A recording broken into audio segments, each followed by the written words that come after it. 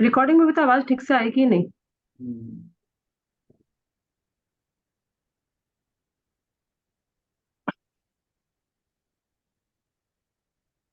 हाँ sir, start कीजिए आप। अजीत जी कैसे हैं?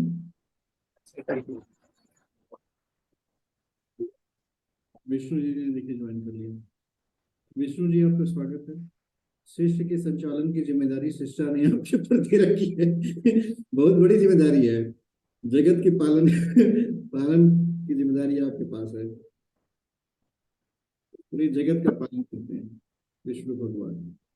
आवाज में थोड़ा सा प्रॉब्लम आ रहा है, आ मतलब रहा है डल आवाज। डल जैसी आवाज आ रही है थोड़ी सी। आप एकदम जैसे क्लियर कट हो नहीं रहा है, मतलब सुनाई, मतलब क्लियर कट शब्द समझ में नहीं आ रहे। अभी आ रही है, देखिए। नहीं सर, ना।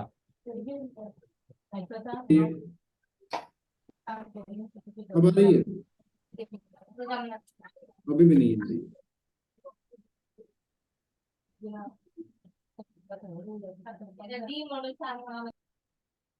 Switch to phone audio leave.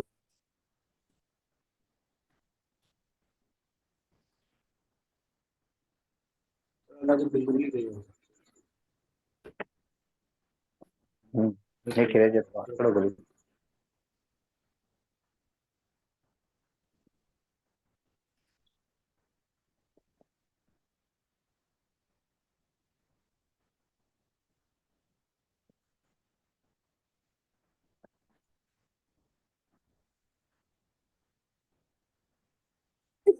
अभी देखिए आ रही होगी आवाज।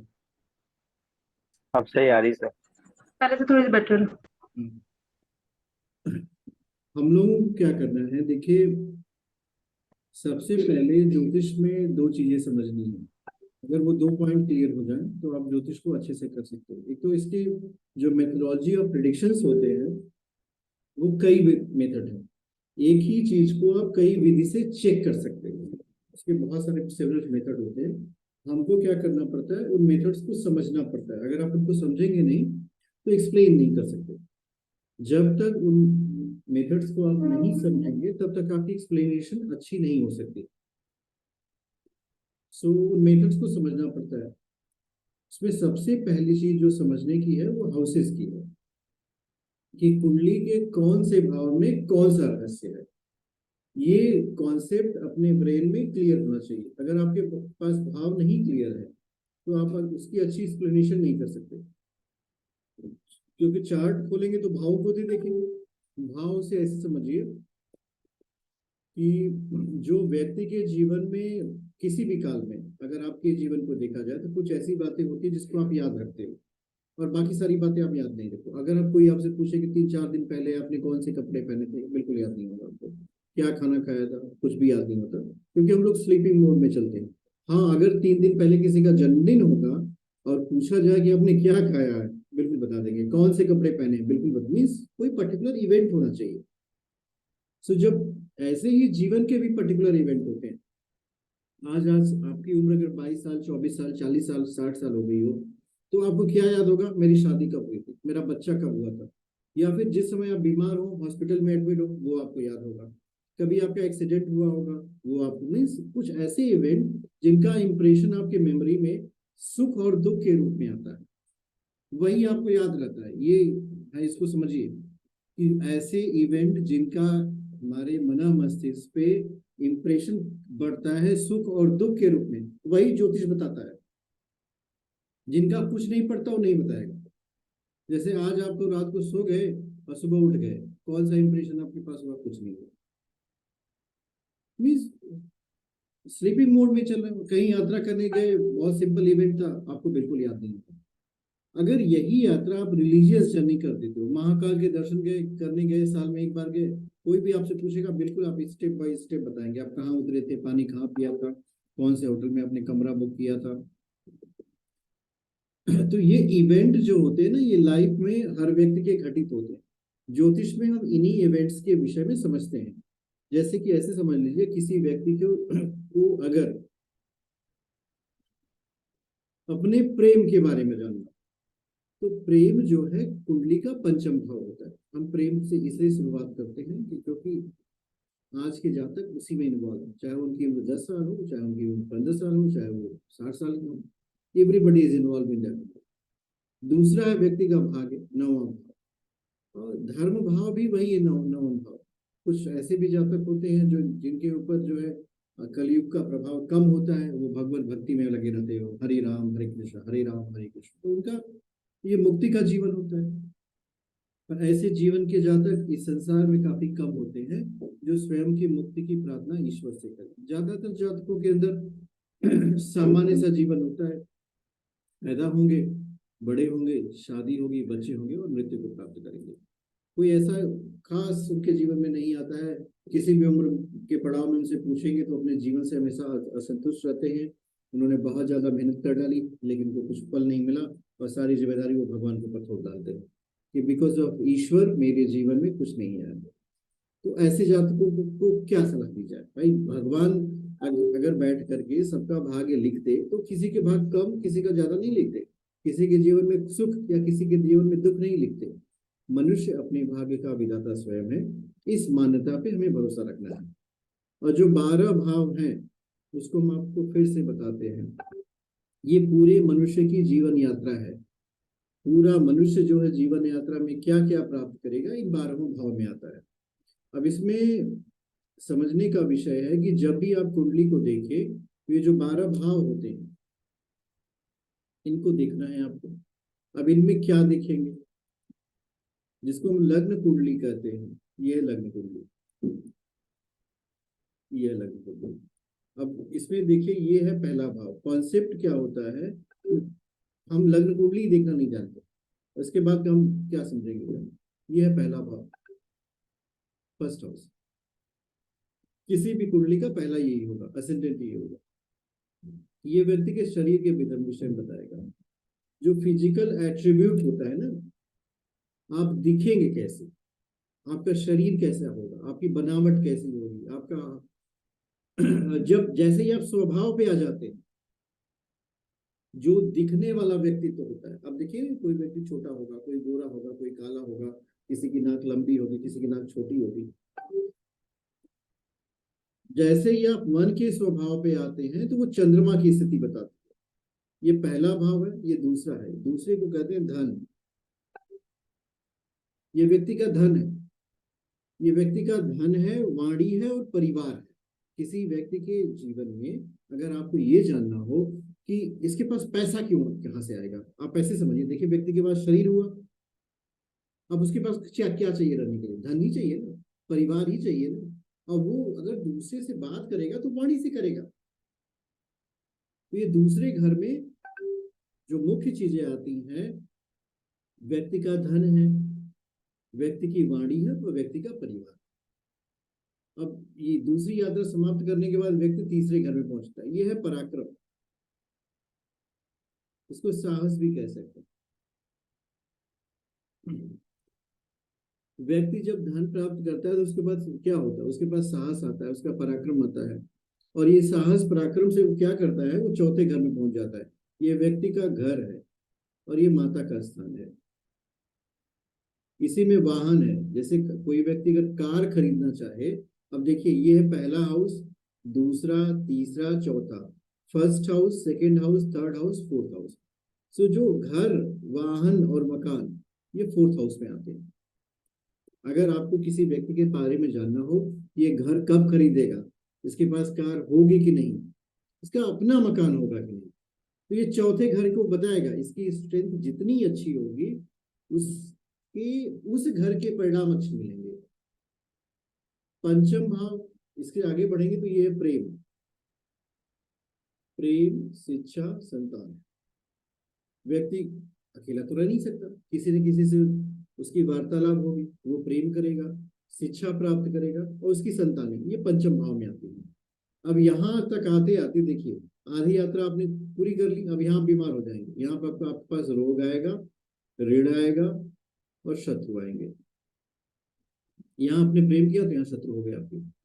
और रोग, ऋण, शत्रु, रोग शरीर में होता है, ऋण जो है व्यापार के लिए भी ले सकते हैं, और शत्रु जो होते हैं आपके बाहर के होते हैं जिनसे आपको निपटना पड़ता है।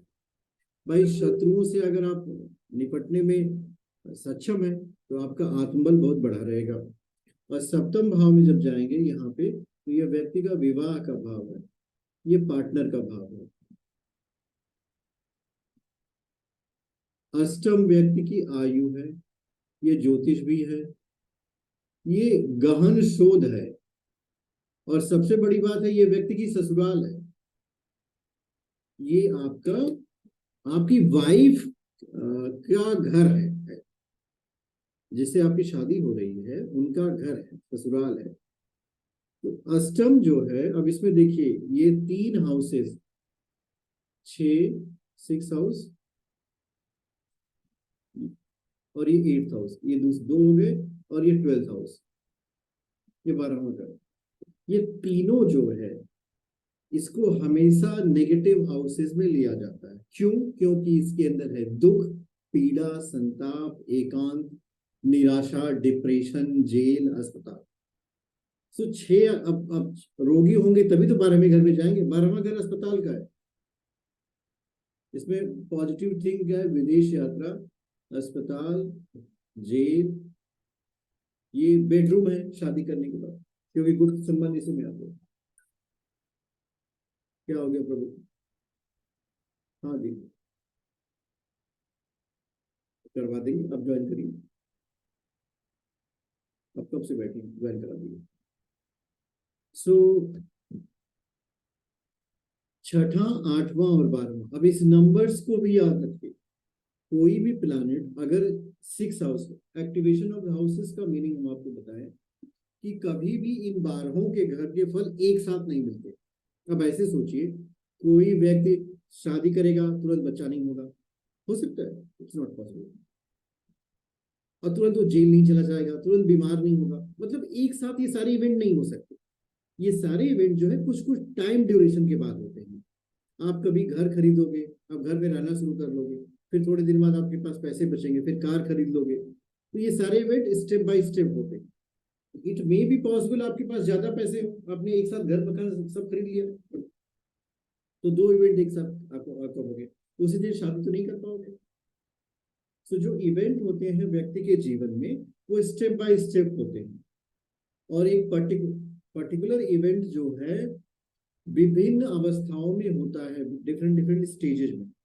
और इसकी जानकारी हमें लगती है activation of the houses. Activation of the houses का मतलब कौन सा घर सक्रिय हो रहा है। जैसे कोई भी प्लैनेट जो अपनी दशा अंतरदशा के अंतर्गत आएगा तो एक पर्टिकुलर हाउस को एक्टिवेट करेगा। ये एक्टिवेशन ऑफ द हाउसेस जो है केपी सिस्टम में नंबर्स में आते हैं। सपोज कर लो आपके पास नंबर आए 1 का मतलब पहला घर, फर्स्ट हाउस। अगर आपके नंबर्स आते हैं 2, 3, 4, 5, तो 2 धन भाव का हो गया, 3 पराक्रम, 4 घर मकान वाहन, 5वां प्रेम, 6वां रोग, 7वां पार्टनर का है, 8वां आयु का है, 9वां भाग का है, 10वां व्यक्ति का कर्म है, 11वां लाभ है, 12वां व्यय है। तो ये जो नंबर्स है इन्हीं हाउसेस को रिप्रेजेंट करते हैं। आप ऐसे समझ लो 1 से 12 तक नंबर एक हाउस को बताएगी। हमेशा याद रखिएगा, व्यक्ति 12वें घर में कब जाता है? जब खाना खा लेता है तो चुपचाप सोने चला जाता है, तब वो 12वें घर में पहुंचता है। और 12वें घर में पहुंचना जैसे बहुत इसेंशियल है। आप में से कोई व्यक्ति इस बात के लिए डिसएग्री नहीं होगा कि मुझे आराम की आवश्यकता है। आप में से कोई ऐसा व्यक्ति है जो कहे कि मुझे आराम की बिल्कुल आवश्यकता नहीं है? आप में से कोई ऐसा व्यक्ति है जो कहे कि मुझे आराम बिल्कुल नहीं चाहिए, I don't want any kind of rest in my life? There is nobody. ये जो 12th हाउस है ना, ये व्यक्ति को बहुत चीर निद्रा देता है, बहुत आराम देगा। और हर व्यक्ति 12th हाउस में जाना चाहता है। कभी कभी व्यक्ति का 12th हाउस बहुत ज्यादा अपॉर्चुनिटीज भी देता है। फॉर एग्जाम्पल, हमारे देश के first prime minister Pandit Jawaharlal Nehru jail में गए, पर जेल से जब बाहर निकले तो वो डिस्कवरी ऑफ इंडिया के साथ आए। उन्होंने एक बुक लिख डाली, डिस्कवरी ऑफ इंडिया। अगर वो जेल में नहीं जाते तो उनका एकांत समय इतना मिलता नहीं, बाहर रहते, आजादी की लड़ाई में ज्यादा परेशान रहते। वहां जेल में गए, आराम से बैठे, डिस्कवरी ऑफ इंडिया पेन और पेपर से लिख डाला। तो ये बहुत, मतलब ऐसे समझिए कि हर जीवन का हर पार्ट चाहे आपका वो जेल यात्रा हो, चाहे कभी कभी आप देखिए हॉस्पिटल में, मुझे समझ में आता है, एक बार मेरी भी यात्रा हुई थी, तो एकांत आपको मिलेगा, आपको अपने से मिलने का अवसर मिलेगा, वहां पर कोई डिस्टर्ब नहीं करेगा, nobody is going to disturb आपको। अपने जीवन के विषय में बहुत सारा असेसमेंट करने को मिलेगा, मुझे अब आगे क्या करना चाहिए, कम से कम इतना तो सोचना शुरू करेंगे मुझे ऐसा ऐसा कुछ करना चाहिए जिससे मेरी हेल्थ अच्छी रहे। तो वो भी पॉजिटिव एस्पेक्ट है, जिस अगर कोई इसको ले, तो मनुष्य के जीवन का जितनी भी घटनाओं को हम दुख लेते हैं, वो बहुत बड़े सुख के उत्पत्ति के कारण बन सकते हैं, पर इसको आपको लेना पड़ेगा। फॉर एग्जाम्पल, सेब को किसने नहीं देखा था कि वो पेड़ से गिरता है, सभी जानते थे। आम भी पेड़ से गिरता है, अमरूद भी पेड़ से गिरता है, हर चीजें पेड़ से गिरती हैं। लेकिन जब एक व्यक्ति ने देखा तो उसने पूछ लिया प्रश्न, भाई क्यों सारी चीजें नीचे आ रही हैं, ऊपर जा क्यों नहीं जानी चाहती? तो जिसने ये क्यूरियोसिटी डेवलप की वो न्यूटन बन गया। अब बाकी का क्या हुआ? बाकी का कुछ नहीं, नोबडी नोज। हर व्यक्ति जान रहा है ऊपर से चीजें नीचे ही गिरती हैं। बट यही घटना व्यक्ति के साथ भी निर्धारित होती है कि वो अपने रोग, ऋण, शत्रु, बाधाओं को अपनी स्ट्रेंथ बनाए। It should be the power. हमारी कुंडली में जो है वो हमारे कर्मों की वजह से है। वो हमें ऐसा नहीं है कोई ऐसी चीज मिल जाएगी जो हमने किया नहीं, जो हम करेंगे नहीं वो हम पाएंगे नहीं, जो मिल रहा है वो मैंने किया है। इस प्रिंसिपल पे दृढ़ विश्वास करना पड़ता है। अदरवाइज अगर आप हर घटना को कंप्लेन के रूप में लेते तो जीवन में कभी कंप्लीट नहीं हो पाएंगे। एवरी टाइम यू कंप्लेन, भगवान ने मेरे साथ ऐसा कर दिया, मतलब भगवान के पास और कोई काम नहीं है, बस आपको परेशान करना उनका उद्देश्य।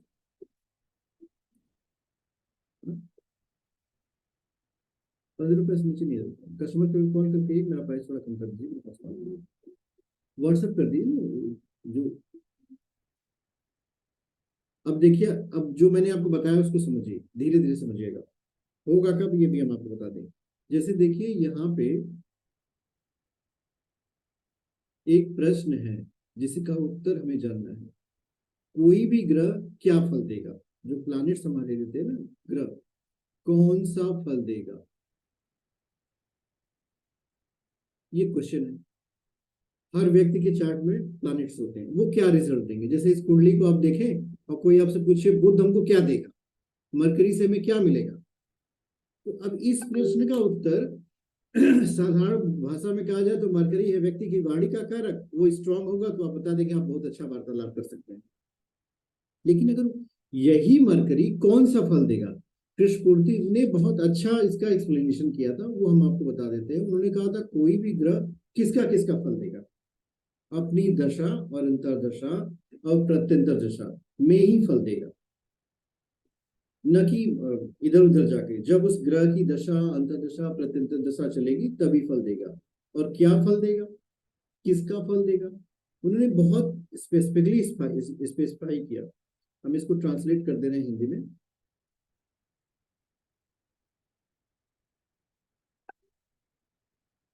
एक तो होता है ना, मान लीजिए आपको चेक करना है सूर्य किसका फल देगा। हम लोग सन से ही स्टार्ट करते हैं। देखिए सन अब कब फल देगा, तो कृष्णमूर्ति का जो सिंपल सा प्रिंसिपल है, कोई भी ग्रह सबसे पहला फल नक्षत्र स्वामी की भाव स्थिति, मतलब वो ग्रह जिस नक्षत्र में बैठा है उसका स्वामी जिस भाव में बैठा है उसका सबसे पहले फल देगा। इस बात को समझिए। फॉर एग्जाम्पल ये बुध आप देख रहे हैं 18 डिग्री का है, बुध से शुरू करते हैं, मरकरी 18 डिग्री का है। अब मरकरी किसके नक्षत्र में बैठा है, ये दिस इज द क्वेरीज। तो यहाँ आपको दिमाग लगाने की जरूरत नहीं है, सॉफ्टवेयर अपने आप बता देगा। सॉफ्टवेयर आप खोलेंगे तो आप देखेंगे यहाँ पे मरकरी जो 1 लिखा हुआ है, यहाँ पे सूर्य के आगे 11 लिखा है। 11 का मतलब 11वां भाव। अब 11वां भाव को आप डिकोड करेंगे तो ये लाभ का भाव, ये व्यक्ति की इच्छा पूर्ति का भाव है, ये बेनिफिट का भाव है। तो 11वें भाव का जब फल मिलना शुरू हुआ आपको सूर्य के अंतर्गत, तो 11वां भाव है क्या, लाभ का है। किसका किसका लाभ मिलेगा आपको? लाभ सिर्फ धन का नहीं होता, आपको रिश्तों का लाभ मिलेगा, रिलेशन का लाभ मिलेगा, प्रेम का लाभ मिलेगा, व्यापार का लाभ मिलेगा, कुछ रुका पैसा कहीं रहेगा वो भी आ जाएगा। सबसे पहले सूर्य क्या करेगा, आपको लाभ देगा। अब इसके आगे देखिए, स्वयं ग्रह की भाव स्थिति, ये तो बहुत आसान समझने लायक है। इसको कैसे समझा जाए? सूर्य किस भाव में है, सन किस भाव में, देखिए सेकंड हाउस में है, ये सेकंड हाउस है, ये दूसरा भाव है। तो सूर्य के पास दूसरा फल क्या होगा? सेकंड हाउस का फल। अब सेकंड हाउस से फल को रिलेट करिए। वीना जी, आपको कुछ पूछना है? हाँ जी सर। सर अभी आप बुद्ध का बता रहे थे, तो बुद्ध में सूर्य कहाँ से आ गया? हम बुद्ध का बता रहे हैं, बुद्ध उसमें ना नीचे लिखा हुआ था यहाँ, तो मैंने सोचा है ना पहले सूर्य को एक्सप्लेन कर दें, फिर हम चंद्रमा को बताएंगे, फिर मंगल को, फिर बुद्ध को बताएंगे। नहीं नहीं, यदि हम बुद्ध को देख रहे हैं तो बुद्ध को नंबर 1 से देख रहे हैं, राइट? आप ऐसे समझिए, बुद्ध का फल आपको देखना है। बुद्ध किसके नक्षत्र में बैठा है, अब वो कहाँ बैठा है, तो यहाँ पे नक्षत्र मतलब यहाँ पे राशि बोल रहे हैं कि नक्षत्र बोल रहे हैं? तो 4 नंबर को राशि है ना? नहीं नहीं, 4 नंबर को नहीं देखना है आपको इसमें। देखिए, हम आपको दूसरा चार्ट दिखाते हैं।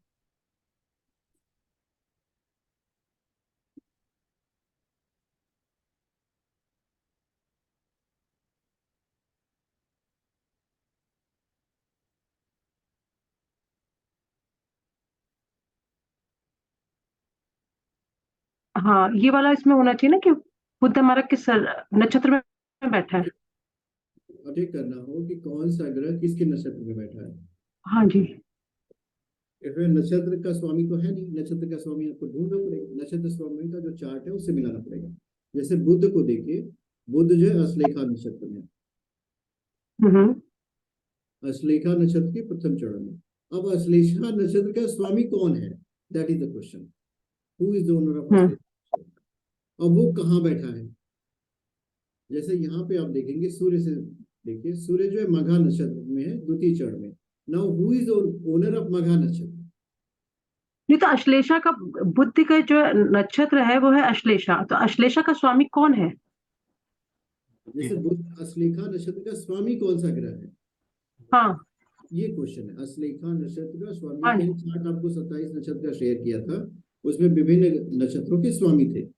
आप ग्रुप में ओके। देखिए, होगा व्हाट्सएप पे, अगर ग्रुप आप चेक करेंगे तो उसमें वो चार्ट होगा, मैंने शेयर किया था। नक्षत्र और नक्षत्र का स्वामी, राशि और ग्रह के स्वामी। सो हाँ जी,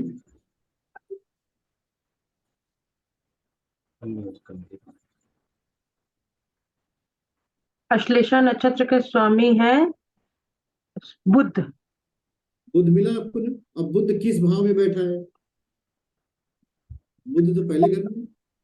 पहले भाव में।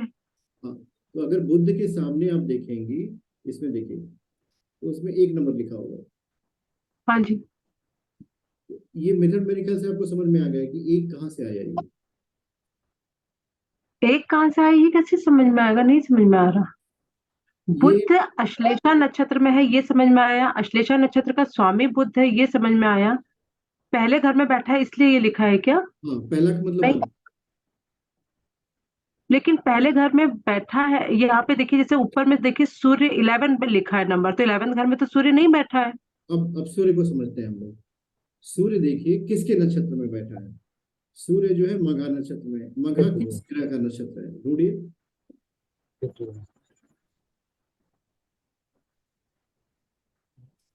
मघा नक्षत्र किस ग्रह के पास आ रहा है? केतु के पास। मघा नक्षत्र केतु के पास आ रहा है। केतु कहाँ है? 12वें घर में। ये 3 डिग्री का केतु है, ये 11th हाउस में आएगा। अब हमको जानना पड़ेगा भाव चलित में। इसके लिए आती है निरयन भाव चलित।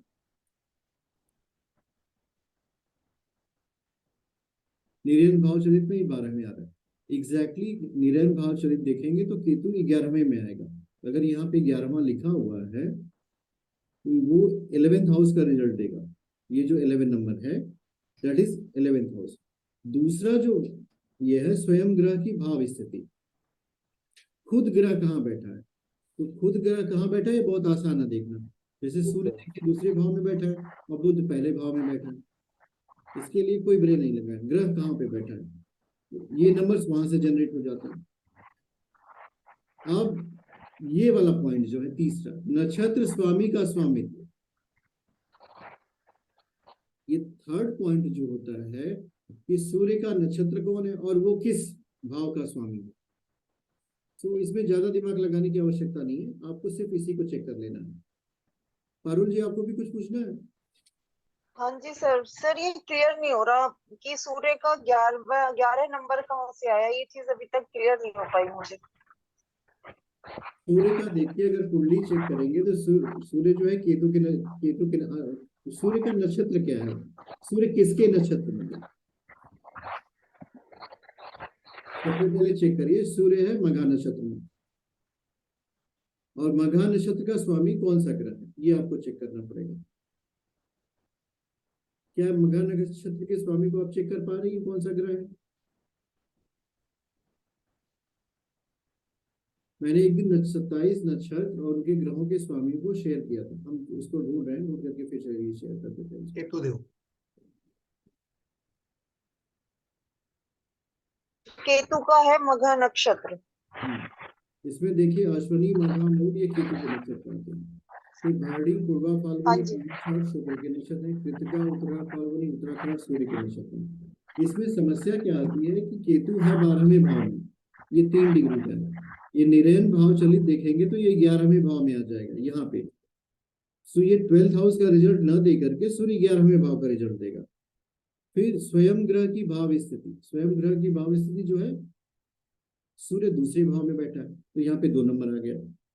आपको क्या करना है कि जब आप सॉफ्टवेयर का यूज करते हो तो ये सारे कैलकुलेशन ब्रेन में नहीं करने पड़ते, वो तुरंत आप डेट ऑफ बर्थ डालोगे, टाइम डालोगे, प्लेस डालोगे, ये बन के अपने आप आ जाएगा। हम क्या बता रहे हैं कि ये बना कैसे है, जैसे ये जो चार्ट है ये बना कैसे है, ये हमें समझना चाहिए। कोई भी हमसे पूछ सकता है भाई ये कैसे बन गया, यहाँ पे 11 कैसे आ गया, 2 आ गया, आपको इसको निकालना नहीं है, ये तुरंत तुरंत आप डेट ऑफ बर्थ डालेंगे, सॉफ्टवेयर बना करके आपको दे देगा। आपको इसकी एनालिसिस सीखनी है, न कि ये कैसे बना ये सीखना है। ये कैसे बना है ये हमें जानना जरूर चाहिए। ये जो तीसरा पार्ट है नक्षत्र स्वामी का स्वामित्व, जैसे सूर्य जिस भी नक्षत्र का स्वामी है वो किस हाउस का स्वामी है, वो उसके लिए बना है। और ये चौथा पार्ट है, इसके रिजल्ट नहीं मिलते, इसमें जहां पे प्लस लिखा होगा वही रिजल्ट देगा। चौथा पार्ट है स्वयं ग्रह का स्वामी, जैसे सूर्य यहाँ पे है, सूर्य किस राशि का स्वामी है, सूर्य तो इनका स्वामी है, ये अपने साइन में बैठा हुआ, ये है दूसरा भाव, तो यहाँ पे देखिए 2 नंबर लिखा हुआ। बुध के सामने जाएंगे यहाँ पे, तो बुध जो है 2 राशियों का स्वामी है, देखिए 12-3, 12-3 का मतलब क्या हुआ, देखिए ये बुध है, 3 नंबर वाली राशि 12वें घर में है, और 6 नंबर वाली जो राशि है इसकी ये तीसरे घर में, तो यहाँ पे 12-3 लिखा हुआ है। जिन भी ग्रहों में ये प्लस साइन रहता है वो चौथे स्तर का रिजल्ट देते हैं, ये 10% है, ये 25% है, ये 50% है, ये 70% है। मतलब कोई भी रिजल्ट 100% नहीं होता। अब हमको इसकी क्या करनी है, इसका यूटिलाइज करके हमें एनालिसिस करना है चार्ट का। तो चार्ट की एनालिसिस कैसे करेंगे, अब इसमें आपको एक एडिशन करना पड़ेगा। एडिशन करना पड़ता है विंशोत्तरी महादशा का। विंशोत्तरी का मतलब होता है 120 साल की महादशा चलती है, मान लिया गया कि मनुष्य की आयु 120 साल की होती है। ये जो महादशाएं बनाई जाती हैं इसका जो बेस होता है उसको भी हमें समझना है। हम लोगों ने एक दिन डिस्कस किया था इस विषय में कि व्यक्ति का के जन्म के समय चंद्रमा जिस नक्षत्र में होता है उस नक्षत्र स्वामी के ग्रह की महादशा पहली दशा होती है, ये कॉन्सेप्ट है। जैसे इसमें ये क्वेश्चन आपसे आ सकता है मंगल की से ही क्यों शुरुआत हो गई, वाई नॉट राहु को पहले कर दो, गुरु को पहले कर दो, तो आप अपने से नहीं कर सकते। जिस समय उस व्यक्ति का जन्म हुआ होगा चंद्रमा उसी नक्षत्र में जिसका स्वामी मंगल है। अब इसका यूटिलाइज करके आपको प्रिडिक्शन करना है इस व्यक्ति के जीवन के विषय में। तो आपको एक फॉर्मूला याद करना पड़ेगा, वो है मैप, महादशा अंतरदशा प्रत्यंतर दशा, MAP, या फिर आप इसको कह सकते हैं एक DBA भी बोलते हैं। ये दोनों टर्मिनोलॉजी यूज की जाती है। मैप का मतलब, म का मतलब था महादशा, फिर ये अंतरदशा है, और फिर ये प्रत्यंतर दशा है, और DBA का मतलब था दशा भुक्ति अंतरा। मीनिंग दोनों की एक ही होती है। बहुत सारे जो सी DBA बोलते हैं, कुछ लोग मैप बोलते हैं, कुछ लोग महादशा अंतरदशा प्रत्यंतर दशा बोलते हैं। अब आपको करना क्या है, अब इस पे सर्च करिए, जैसे अभी ये जो ईयर है 2023 है, मंगल की महादशा 1998 तक है। अब इसमें एक बात और भी बहुत समझनी है, ये जो डेट है ये दशा के शुरू की है कि अंत की है। जैसे यहाँ मंगल के सामने लिखा है 5 अगस्त 1998, राहु के सामने लिखा है 5 अगस्त 2016। तो इससे हम क्या समझे, मंगल 1998 से 2016 तक था कि राहु 1998 से 2016 तक था? इसका समझने का विषय है, ये जो ड्यूरेशन है यहाँ से लेकर यहाँ तक, ये मंगल का है।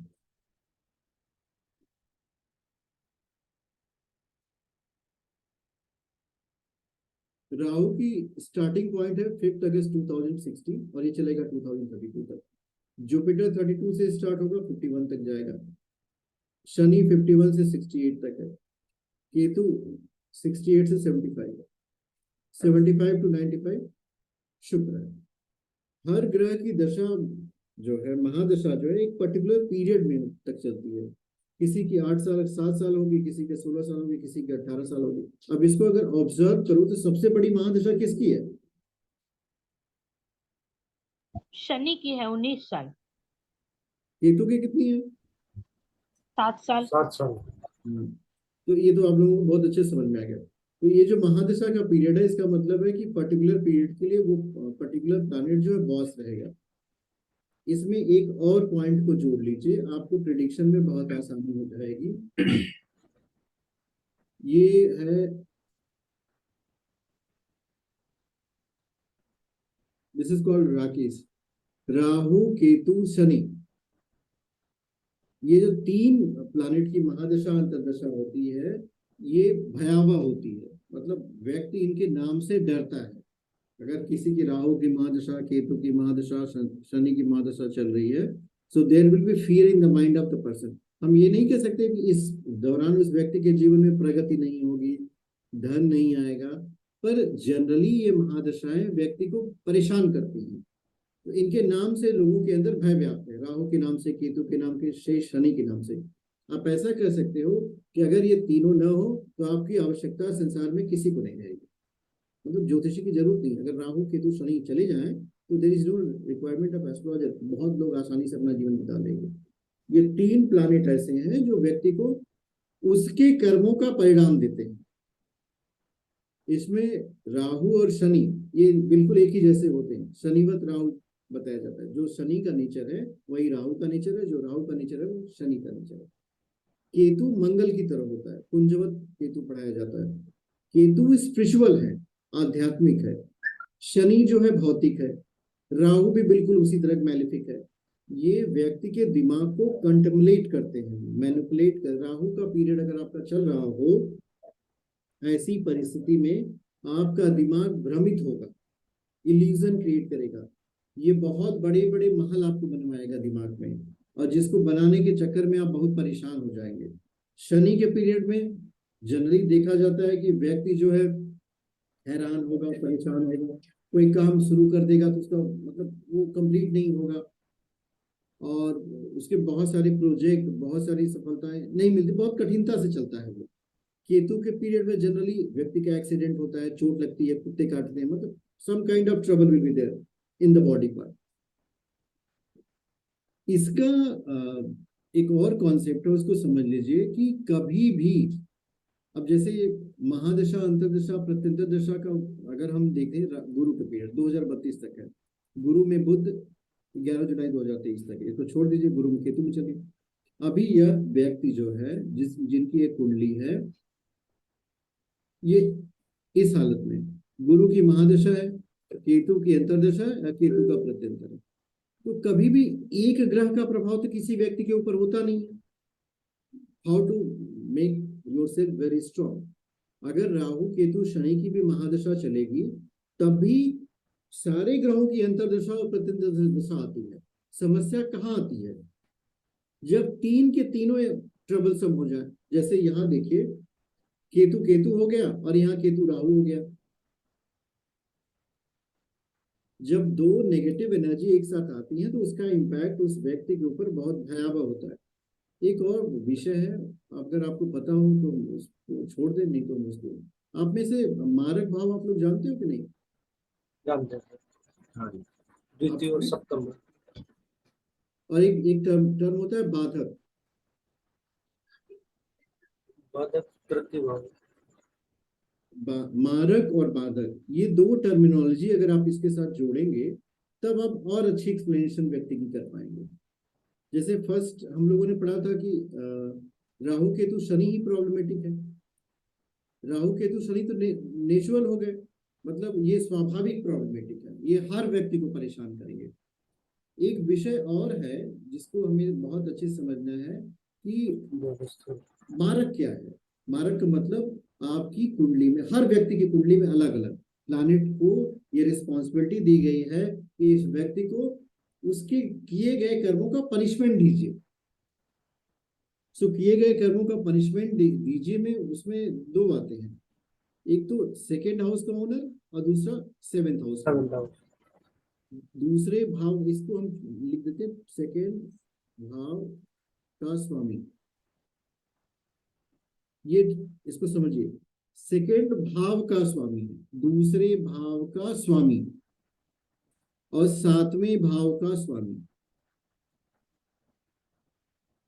अपनी अपनी कुंडली खोल करके इसको हमेशा लिख लेना चाहिए कि हमारी कुंडली का मारक है कौन। कारण क्या है, उसी ग्रह की दशा, अंतरदशा, प्रत्यंतर दशा आपको परेशान करेगी ज्यादा, क्योंकि आप जान नहीं पाओगे। आप तो राहु केतु शनि को ढूंढ रहे थे, पर यहाँ तो दो और निकल गए। अब जैसे इस कुंडली में देखें, दूसरा भाव में लिखा है 5 नंबर, इसका स्वामी क्या हुआ? सूर्य। सो आपको दूसरे भाव का स्वामी मिला सूर्य। और सप्तम भाव में देखिए 10 नंबर लिखा है, इसका स्वामी क्या हुआ? शनि। तो ये दो प्लैनेट आपको मिल गए, ये आपके मारक हैं। इनकी दशा, अंतरदशा, प्रत्यंतर दशा कुछ भी होगी वो आपको ट्रबल ही क्रिएट करेगी। ये आसान है समझना। मारक, बाधक थोड़ा कठिन हो जाता है। मारक किसको किसको समझ में आया? जी आ गया। आ गया? किसी को नहीं भी आया? पारुल जी आप समझ पाए? हाँ जी सर। मारक बहुत आसान है समझना। दूसरे भाव का स्वामी, एक और कुंडली खोलते हैं, उसमें फिर से एक्सप्लेन कर देंगे, समझ में आ जाएगा आपको।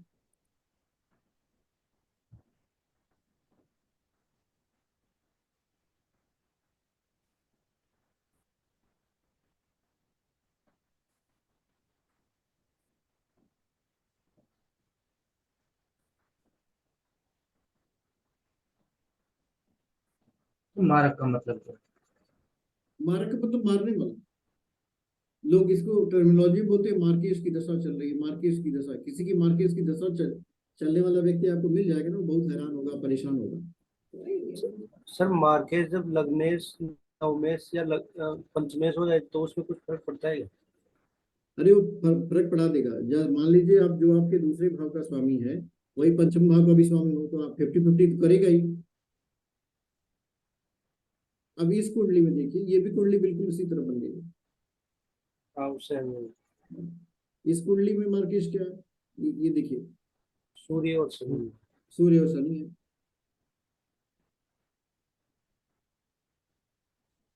एक और विषय पढ़ा रहे हैं, उसको समझ लीजिए।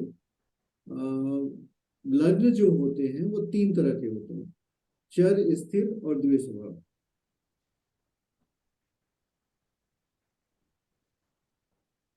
चल स्थिर चर, स्थिर और द्वय स्वभाव।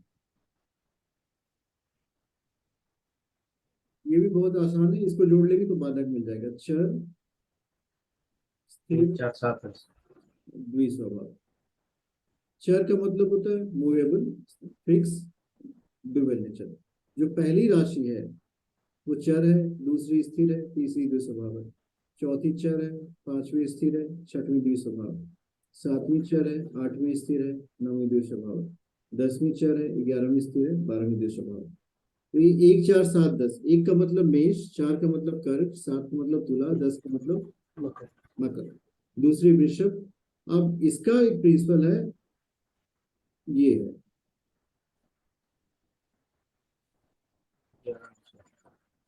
ये प्रिंसिपल समझना बहुत आसान है, यही थोड़ा दिमाग लगाने लायक है। चर लग्न में ध्यान से समझिएगा, चर लग्न न कि चर राशि। जिस कुंडली का चर लग्न होगा, मतलब उसके पहले घर में 1 लिखा हो, 4 लिखा हो, 7 लिखा हो, 10 लिखा हो, उस कुंडली का 11वें भाव का स्वामी, ये बाधक हो जाएगा। ये भी उस व्यक्ति के जीवन में कठिनाइयां उत्पन्न करेगा। जिस कुंडली में 2, 5, 8, 11 लग्न में लिखो, 2 का मतलब वृषभ लग्न, सिंह लग्न, वृश्चिक लग्न, कुंभ लग्न, उसमें 9वें भाव का स्वामी और लास्ट वाला 7वें भाव का स्वामी। तो ये दिस ऑफ नो यूज, क्योंकि ये 7वां मारक भी हो गया, 7वां बाधक भी हो गया, तो इसमें एडिशनल नहीं होता। सो जो चर लग्न की कुंडलियां होती है स्थिर लग्न की, उसमें एक और प्लैनेट स्टार्ट कर देता है व्यक्ति को ट्रबल करना, उसको हम लोग इसमें समझ लेते हैं।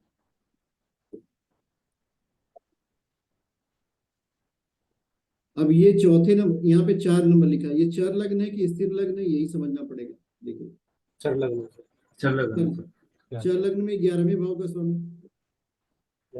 शुक्र है सर। ये 11वें भाव में 2 नंबर लिखा है, 2 नंबर का स्वामी क्या हुआ? शुक्र। सो अगर हम ओवरऑल करें तो इस कुंडली में सूर्य, शनि और शुक्र, इनकी ये क्या है इस कुंडली के? ये 2 मारक हैं और एक बाधक है। मतलब अगर आप बिना केतु सिस्टम का यूज किए इनके बारे में प्रिडिक्शन करना चाहते हैं तो आपके पास 3 प्लैनेट मिल गए, जिनकी दशा अंतरदशा के अंतर्गत आपको बताना पड़ेगा, प्रभु आप थोड़ा सावधान रहा करें। अभी सूर्य की महादशा चल रही है, देखिए सूर्य में चंद्रमा है 21 अप्रैल 2023 तक, उसके बाद देखिए सूर्य में मंगल है 27 अगस्त 2023 तक। इसको आप और भी आप रिफाइन कर लेंगे। सो 10 अगस्त तक सूर्य मंगल शुक्र है। सो इनकी लाइफ जो है अभी को अगर हमको प्रेडिक्ट करना पड़े, ये देखिए अब इसमें हमको मिला सूर्य, शुक्र, शनि, तो यहाँ पे शुक्र आपको मिल गया एक, तो ये सूर्य मिल गया। बीच में इनका जो मंगल है ये 10वें भाव का स्वामी है, 10th हाउस का ओनर है। अब इधर भी एक प्रॉब्लम क्रिएटर है और इधर मारक लगा हुआ है और इधर बाधक लगा हुआ है। अब बीच में मंगल सैंडविच हो गया, तो 10 अगस्त तक तो इनको बाधक सैंडविच बना के रखेगा। फिर 10 अगस्त के बाद 16 अगस्त तक जाएंगे तो दोनों तरफ सूर्य लगा हुआ है, देखिए इधर मारक है, इधर मारक है। तो इनको आप क्या बताएंगे? प्रभु थोड़ा सा ना आप समझदारी से रहिए। ये भी 16 अगस्त तक, और 16 अगस्त के बाद जब चंद्रमा इनका आएगा 27 अगस्त तक, चंद्रमा इनकी कुंडली का लग्न का स्वामी है। लग्न का स्वामी है, इसका मतलब है कि आफ्टर दिस पीरियड, ये जो पीरियड 10 अगस्त 2023, 16 अगस्त 2023, उसके बाद बढ़ते हैं हम लोग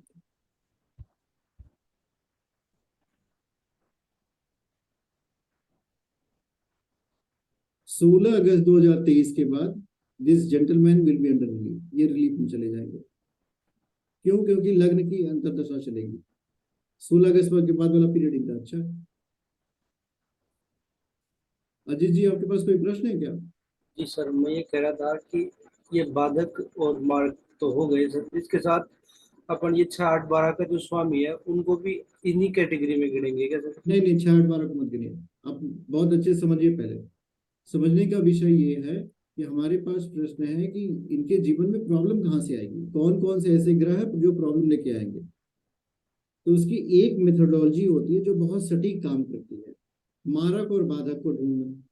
अगर आप राहु केतु शनि तो जनरल है, in general they create problem, लेकिन उस पर्टिकुलर कुंडली का जो दूसरे भाव का स्वामी है वो 7वें भाव का स्वामी, एक तो ये मिल गया मारक, और दूसरा है चर स्थिर और द्वि स्वभाव। चर स्थिर द्वि स्वभाव में 11, 9, 7 होता है। 11वें भाव का स्वामी, 9वें भाव का स्वामी, 7वें भाव का स्वामी, ये बाधक होते हैं। बाधक का मतलब प्रॉब्लम क्रिएटर। अगर आपसे पूछे हु इज मोर प्रॉब्लमेटिक, मारक की बाधक, सबसे ज्यादा प्रॉब्लम को बाधक व्यक्ति के जीवन को होल्ड करती है, और मारक जो पीट पीट के ठीक करता है। पीट पीट का मतलब उसमें उसको कहते हैं व्यक्ति को मृत्यु तुल्य कष्ट होता है, मृत्यु नहीं होती, ये हमेशा याद रखिएगा। जहां भी कोई व्यक्ति कहे कि मुझे बहुत तकलीफ हो रही है, he is not going to die, but उसका रिफाइनमेंट होता है उस पीरियड में। तो उस पीरियड में थोड़ा संभाल के रहना चाहिए। अब कौन सी संभाल करनी है ये बाद में बात करेंगे, दूसरा विषय को जोड़ लेते हैं इसके साथ। अब आपको केपी सिस्टम का यूज करके ये मारक बाधक को हटा दीजिए, because KP system there is no मारक, देयर इज नो बाधक। केपी सिस्टम में हाउस का एक्टिवेशन होता है। सो हाउस के एक्टिवेशन में अगर जाएं और इनकी कुंडली के विषय में आपको बताना हो कि आपके साथ क्या घटित हो रहा है, तो देखिए 10 अगस्त तक है मंगल एंड सूर्य। हमको इसको काट देना है, ये पहली लाइन जो है, मतलब महादशा को नहीं देखना, हमें दूसरे और तीसरे को देखना है। सो मंगल और सूर्य का पीरियड 10 अगस्त 2023 तक है। 10 अगस्त 2023 में अगर देखेंगे तो मंगल में जो हाउसेस का एक्टिवेशन हुआ है वो 3 3 10 5 है, 3 10 5, और शुक्र को देखेंगे तो 12 12 है।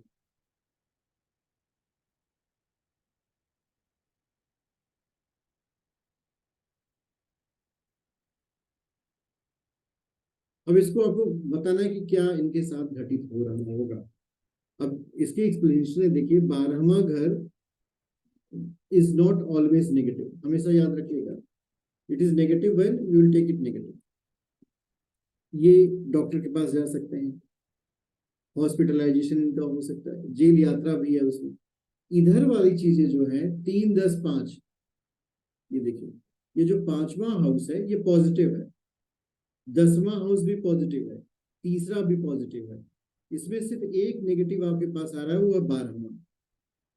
इसका पॉजिटिव हाउस होता है जर्नी, यात्रा, और दूसरा 11वां। ये पीरियड अगर हम केपी सिस्टम से बताएं तो इनके लिए अच्छा है। क्यों? क्योंकि 5वां घर एक्टिव है। अगर हम 12वें में उस व्यक्ति को बीमार करते हैं तो 5वां उनको ठीक कर देगा, क्योंकि 5वां 6वें का 12वां है। एक प्रिंसिपल हमेशा दिमाग में याद रखिए, हर हाउस का 12वां उसकी एक्टिविटी को निगेट करेगा। छठा हाउस में व्यक्ति बीमार होता है, छठा का नेगेटिव, छठवां को निगेट करने के लिए कौन सा हाउस चाहिए आपको? 5वां घर चाहिए। 5th house will negate the 6th house. तो यहाँ पे जो 5 नंबर आया, इस व्यक्ति ने, इस हाउस के एक्टिवेशन ने इस व्यक्ति को बीमार करने से मना कर दिया। That person will not be sick. So 12th house इसमें स्पिरिचुअल जर्नी को दिखा देगा, आध्यात्मिक यात्रा दिखा देगा, या फिर अस्पताल में एडमिशन नहीं है इनका। और 11वें में धन का लाभ इनको पर्याप्त मिलेगा, और कर्म में इनकी रुचि होगी। ये this 10th house, you will be strongly involve in the activity. अब उसके बाद अगर आप जाएंगे, 10 अगस्त खत्म कर लीजिए, फिर देखिए यहाँ पे सूर्य स्टार्ट हो जाता है। सूर्य के पीरियड में देखेंगे तो 3 1 है, 3 1 7 8 है। सो 3 10 5 के साथ आपको 3 1 7 8 जोड़ना पड़ेगा।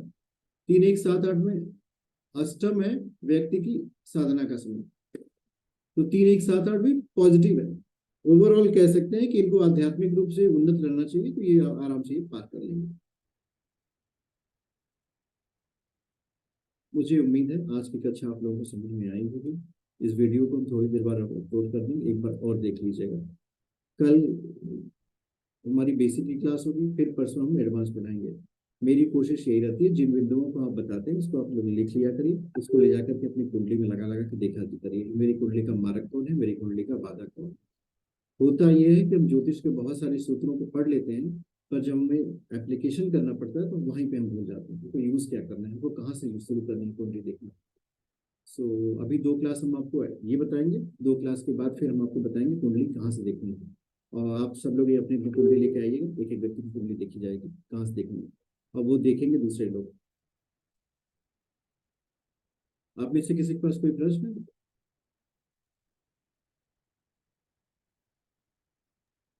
सर आज क्या मुझे चीज है थोड़ा सर? हाँ जी, किस चीज में इंटरेस्ट का पूछ रहे हैं? किस चीज में? मेरा प्रश्न मैंने आप किस चीज में इंटरेस्ट का पूछ रहे नहीं, मैंने पूछा था आप लोगों के पास कोई प्रश्न है, हैं? क्वेश्चन? अच्छा, मुझे नहीं। सर आज मुझे थोड़ा क्लियर सुनाई नहीं दिया। आपके पास कोई प्रश्न है? प्रश्न प्रश्न तो नहीं है। कई सारे हैं, पर स्वाध्याय के बाद पूछेंगे। ठीक है, इसको एक बार और देख लीजिएगा। एक वेरी बार और देखेंगे तो समझ में आएगा। वेरी इंटेलिजेंट आंसर, बहुत ही बुद्धिमत्तापूर्ण उत्तर आपने दिया। पार्था जी आप कहाँ पे हो? आप अपना वीडियो नहीं ऑन कर पा रहे हैं। Partha ji is from West Bengal. Chitra ji आप भी सो रही हैं? नहीं सर, सो क्यों जाएंगे, क्लास पता है। जाग रही हैं।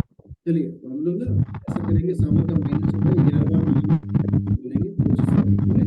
हमारे घर में सब लोग निरोगी हो, हमारा मस्तिष्क शांत हो जाए, हमारा मन पढ़ाई में लगे, भगवान भोलेनाथ की प्रसन्नता बनी रहे, हमारे ऊपर कृपा बनी रहे, विश्व में शांति हो, प्रेम हो, आनंद हो। हम लोग 5 बार महामृत्युंजय मंत्र बोलेंगे, 4 बार धीमे स्वर में, 5 बार उच्च स्वर में। ओम त्र्यंबकम यजामहे सुगंधिं पुष्टिवर्धिनम् उर्वारुकमिव बन्धनात् मृत्योर्मोक्षे मामृतात्। ओम त्र्यंबकम यजामहे सुगंधिं पुष्टिवर्धिनम् उर्वारुकमिव बन्धनात् मृत्योर्मोक्षे मामृतात्। ओम त्र्यंबकम यजामहे सुगंधिं पुष्टिवर्धिनम् उर्वारुकमिव बन्धनात् मृत्योर्मोक्षे मामृतात्। ओम त्र्यंबकम यजामहे सुगंधिं पुष्टिवर्धिनम् उर्वारुकमिव बन्धनात् मृत्योर्मोक्षे मामृतात्। ओम द्यौ शांति अंतरिक्षगम शांति पृथ्वी शांति राप शांति औषधय शांति वनस्पतय शांति ब्रह्म शांति सर्वगुण शांति। ओम शांति शांति शांति सर्वारिषु शांतिर्भवतु। विश्वानि देव सवितर्दुरितानि परासुव यद्भद्रं तन्नः आसुव। ओम शांति शांति शांति। ओम शांति।